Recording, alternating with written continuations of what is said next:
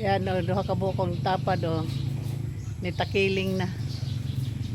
Nitakiling na kay dagko mo kay bulig. Nagtapad ang bunga o, nagitukhang, gibutang agtukhang o.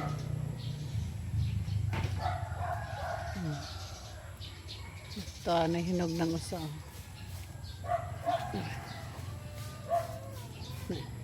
Unahan ko sa kuan. Lahi po ni siya nga saging dili ni sa saba pero madungag ni siya guys. Madungag gihapon ni siya. Madungag maprito pero pag prituhon po nini mo siya pag masubra bali pong tamisa. Tamis gyud as in murag inasukaran. Mara po ning nakaapan ani kay makakuan ba pod makabalaw ba pod ning sobra pong tamis. Bang klase ni siyang saging nga og mahinog kay baling tamisa. Pero pwede po ni siya dong agon, presag bagbuad ginamos. Madong agya po ni siya pero dili gini siya sa bambot unsay ngan ani. Na siya liso. Magwang ra ni sa kana bitang pakol, nya kana bitang kanuno sa mga langgam. Pero ang kini na hinog to. Kana. Yan. Pero dili pakol. Pero na lang gyud siya liso. Pareho ra gud aning mga utog-utog na saging to ay na siya liso pero talagsaon ra pero kini na isa duha nga liso. Yan mga kuan alaga ni busing to ana o nanggawas na nagmingaw na sulod.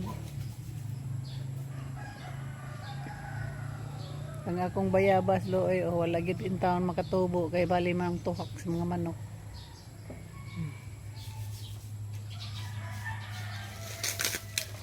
Na dako nang akong ana lansones ni. Ang kauban ini giputol sa akong agaw. Giputol.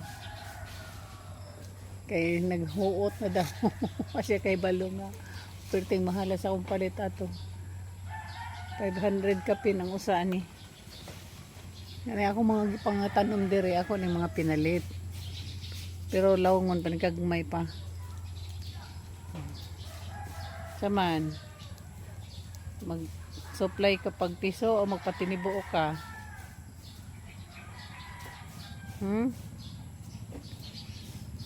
Ira ba jud ko mo balibad og tinibuok? Sa budget ko mabalibad og tinibo